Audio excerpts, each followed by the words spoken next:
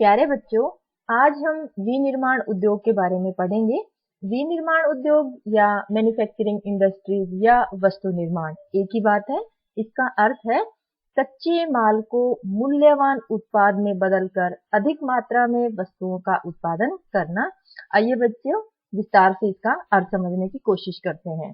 सबसे पहले कच्चा माल। कच्चा माल आप उदाहरण में देख सकते हैं, गन्ना कच्चा माल है। विनिर्माण उद्योग यानी मैन्युफैक्चरिंग इंडस्ट्रीज में गन्ना लाया गया और जो नया उत्पाद तैयार हुआ चीनी, और यह मूल्यवान उत्पाद है। कैसे?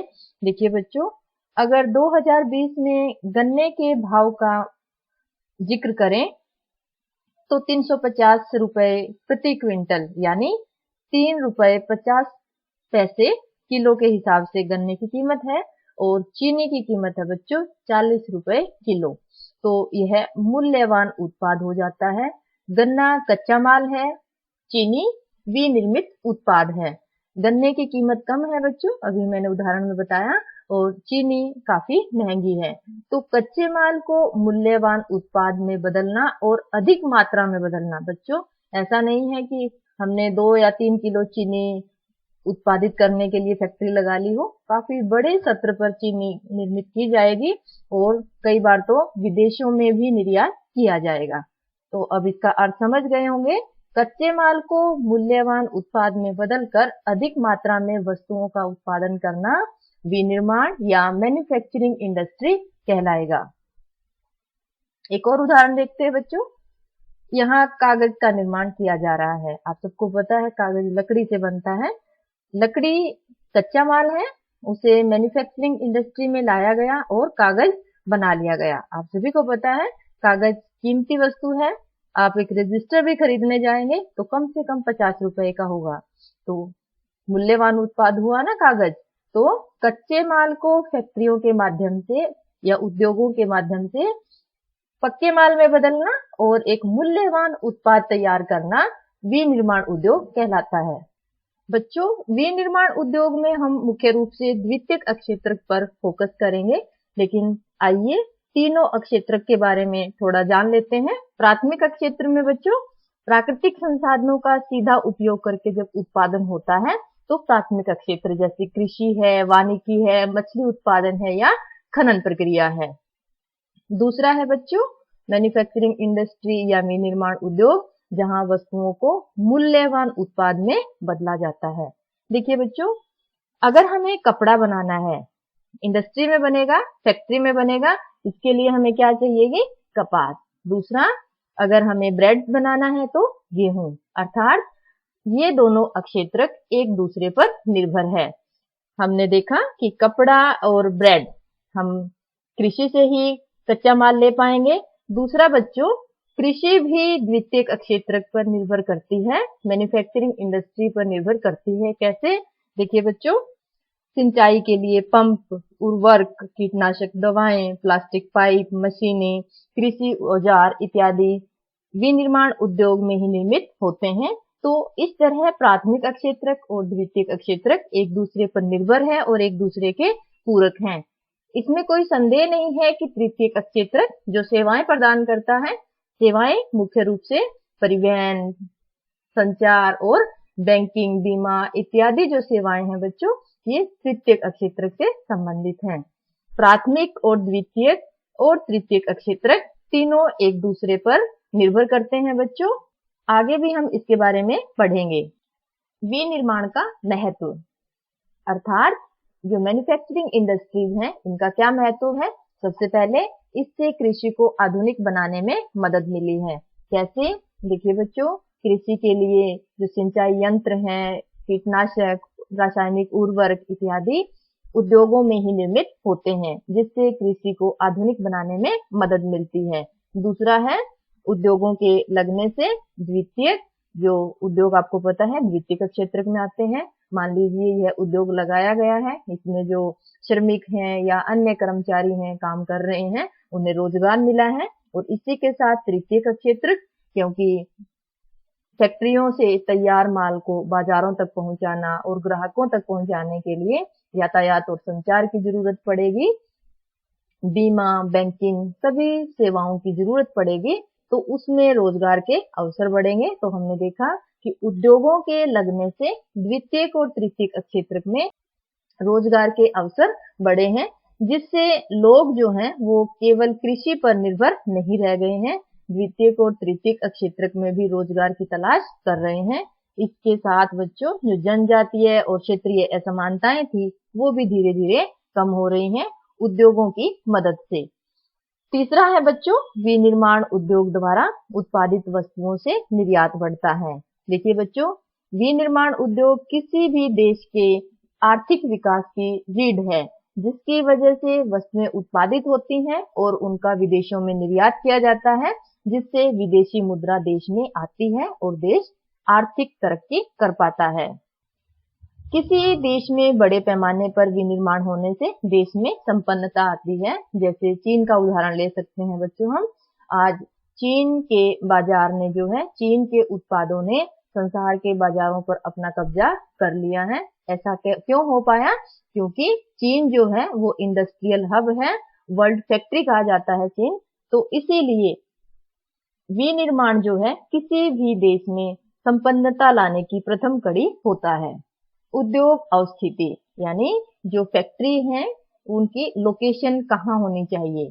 उद्योगों की अवस्थिति या लोकेशन जो है बच्चों, इसका निर्धारण उसकी न्यूनतम उत्पादन लागत से निर्धारित होती है। अब न्यूनतम उत्पादन लागत क्या हुआ बच्चों? कि किसी वस्तु का उत्पादन करने में कम से कम खर्च आना। देखिए बच्चों, हमने कागज का उदाहरण लिया था। मान लीजिए हमें कागज उद्योग स्थापित करना है। अगर हम दिल्ली में करेंगे तो उसकी कीमत होगी 100 रुपए। अब कीमत में बच्चों बहुत सारी चीजें आती हैं। जब फैक्ट्री लगाने के लिए हमें भूमि चाहिएगी, श्रमिक चाहिएंगे उस फैक्ट्री में काम करने के लिए, ऊर्जा चाहिएगी, पूंजी है।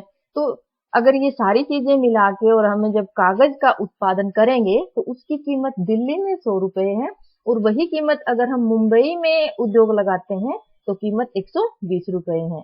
आप बताइए, आप कहाँ फैक्ट्री लगाना चाहेंगे? जाहिर सी बात है, दिल्ली में।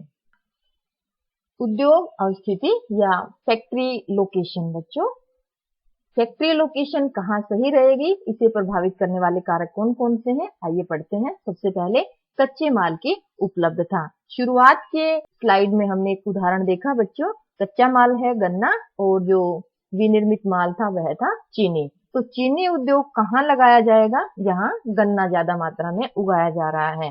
मान लीजिए अगर भारत का उदाहरण लें तो उत्तर प्रदेश और बिहार में गन्ना ज्यादा उगाया जाता है, तो चीनी उद्योग भी वहीं लगाने के चांसेस बढ़ जाएंगे। याद रखना है बच्चों, किसी भी उद्योग को लगाने के लिए न्यूनतम उत्पादन लागत यानी जो उत्पादन की जो खर्चा है जो वो कम से कम कहाँ होगा, इसी पर उद्योग निर्भर करता है। कच्चे माल की उपलब्धता पढ़ी हमने। दूसरा है बच्चों श्रम की उपलब्धता। किसी भी फैक्ट्री में काम करने के लिए श्रमिक कहाँ सस्ते से सस्ते मिल सकते हैं, उद्योग वहीं लगाने की कोशिश की जाएगी। पूंजी की उपलब्धता, ये तो बहुत ही जरूरी है बच्चों। किसी भी उद्योग को लगाने में पूंजी चाहिए, इसलिए कच्चा माल खरीदने के लिए, फैक्ट्री लगाने के लिए भूमि खरीदने के लिए और श्रमिकों को तनख्वाहें देने के लिए। आइए बच्चों उदाहरण देखते हैं। सबसे पहले निवेश यानी खर्च कहाँ कर रहे हैं हम। सबसे पहले कच्चा माल और उसके घटक। उत्पादन घटक कौन कौन से हैं? देखिए बच्चों, फैक्ट्री लगाने के लिए भूमि चाहिए, फैक्ट्रियों में काम करने के लिए श्रमिक चाहिए, कच्चा माल खरीदने और श्रमिकों को तनख्वाहें देने के लिए पूंजी चाहिए, और उद्यमी फैक्ट्री मालिक। इन सारे घटकों को परिवहन के माध्यम से कारखानों तक लाया जाएगा, और कारखानों में जो तैयार माल है उसे परिवहन की जरूरत फिर से पड़ेगी। क्यों? ताकि वह उत्पादित माल बाजारों में और ग्राहकों की पहुंच में आ सके, और फिर बाजार से फिर पूंजी मिलेगी और पूंजी को फिर से उद्योगों में लगाया जाएगा। तो हमने 3 घटक पढ़े बच्चों, कच्चे माल की उपलब्धता, श्रम और पूंजी। इसके अलावा बच्चों ऊर्जा की उपलब्धता। किसी भी उद्योग को चलाने के लिए शक्ति चाहिए, ऊर्जा चाहिए, चाहे वह बिजली है चाहे कोयला है। तो ऊर्जा की उपलब्धता कहाँ सस्ती रहेगी? इसके बाद बाजार की उपलब्धता। ऐसा आमतौर पर जो बाजारों की जो उपलब्धता है वो उद्योगों की लोकेशन को प्रभावित करती है, क्योंकि बच्चों अगर बाजार दूर होंगे उद्योगों से तो परिवहन का खर्चा बढ़ जाएगा, संचार का खर्चा बढ़ जाएगा। तो बाजार नजदीक से नजदीक हो, ऐसा फैक्ट्री मालिक कोशिश करता है।